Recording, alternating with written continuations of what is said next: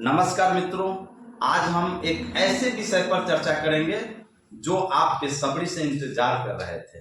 जी हाँ दोस्तों, मैं बातें करूंगा कि लड़का और लड़की का जन्म लेना किस चीज पर निर्भर करता है, लिंग निर्धारण कैसे होता है, कैसे लड़की जन्म लेता है, कैसे लड़का जन्म लेता है।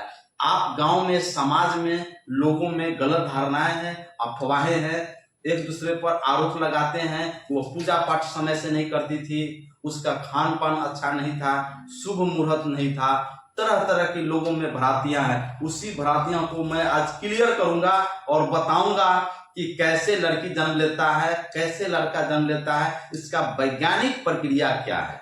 दोस्तों, अभी तक मेरे चैनल को लाइक सब्सक्राइब नहीं किए हैं तो जल्द कर दें और इस वीडियो को पूरा जरूर देखें। आज मैं आपको विश्वास दिलाता हूं कि इस वीडियो को पूरा देखने के बाद आप बिल्कुल जानेंगे, 100% जानेंगे कि कैसे लड़का जन्म लेता है और कैसे लड़की जन्म लेता है। तो प्लीज लाइक सब्सक्राइब जरूर कर दे।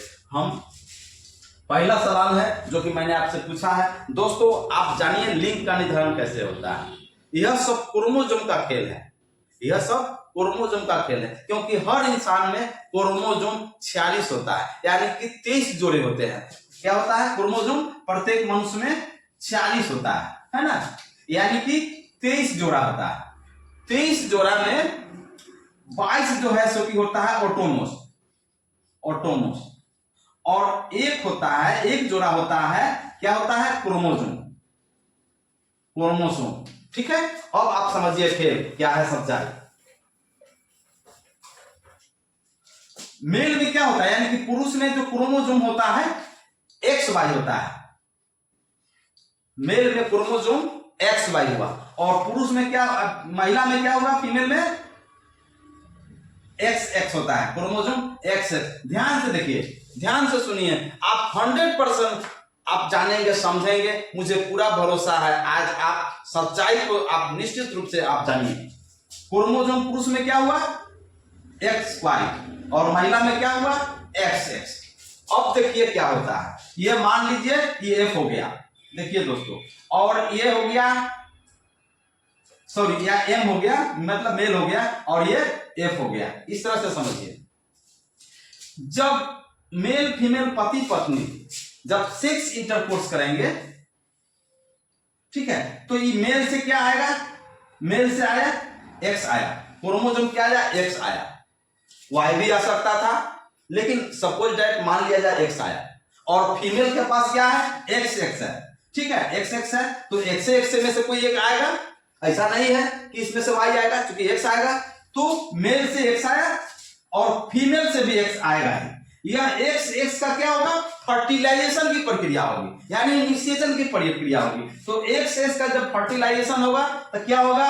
लड़की जन्म लेगा, लड़की जन्म लेगा।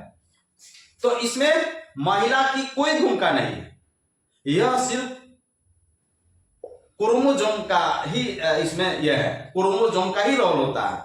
और क्रोमोसोम पुरुष के हाथ में नहीं है, यह एक प्रकृति प्रदत्त चीजें हैं। याद रखें, यह एक प्रकृति प्रदत्त चीजें हैं। लेकिन और भी कुछ है जो IVF, उसको भी मैं खुलासा करूंगा। IVF क्या कहता है और क्या कुछ सच्चाई है, समझ लिए। लड़की कैसे जन्म लिया? महिला से X ही आएगा, क्योंकि दो XX है तो X ही आएगा, और पुरुष में XY क्रोमोसोम है तो वहां पुरुष से X आया, तो XX का फर्टिलाइजेशन हुआ, निषेचन की क्रिया हुआ, तो लड़की जन्म लिया। अगर मेल से Y आ गया, क्रोमोसोम Y आ गया, और फीमेल से क्या आया? महिला से क्या आया? X आया। क्योंकि महिला से तो X से आएगा, क्योंकि XX है, और पुरुष में XY है, तो इसमें X आएगा या Y आएगा। तो मेल से X आया क्रोमोसोम, फीमेल से X आया या Y आया, तो XY का फर्टिलाइजेशन हुआ, निषेचन की क्रिया हुआ, तो XY का निषेचन होगा तो लड़का जन्म लेगा। लड़का है ना, बॉय, लड़का का जन्म लेगा। यही है सच्चाई। लोगों में जो अफवाह है यह बिल्कुल गलत धारणा है कि अच्छा खान पान नहीं था, है ना, शुभ मुहूर्त नहीं था, पूजा पाठ नहीं करती थी, नहीं करता था, इसलिए ऐसा हुआ। लेकिन ऐसा कुछ नहीं है, यह एक वैज्ञानिक प्रोसेस है, प्रक्रिया है, जो इसी तरीका से लड़का या लड़की का जन्म लेना होता है। लिंग निर्धारण की प्रोसेस है। अब दूसरी बातें आप समझिए, कि इंप्रेशन की हम बात कर रहे थे। इंप्रेशन क्या करता है? तो इंप्रेशन में कहता है कि इसमें महिला का कोई दोष नहीं होता है, इसमें महिला जिम्मेदार नहीं है।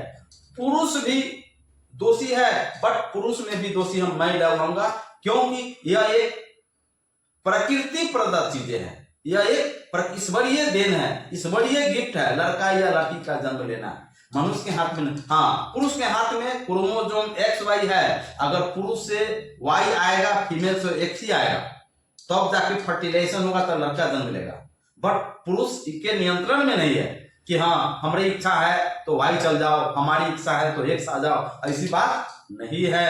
ठीक है, तो यह इंप्रेशन निष्कर्ष में यही आया, इसमें महिला जिम्मेदार नहीं है, पुरुष भी जिम्मेदार नहीं है। लेकिन होता तो पुरुष से ही है, लड़का या लड़की का जन्म लेना पुरुष जिम्मेदार नहीं है। यह एक कुदरती लीला है, यह एक ईश्वरीय तोहफा है, गिफ्ट है, लड़का या लड़की का जन्म लेना। क्या मनुष्य के नियंत्रण में है? जी नहीं।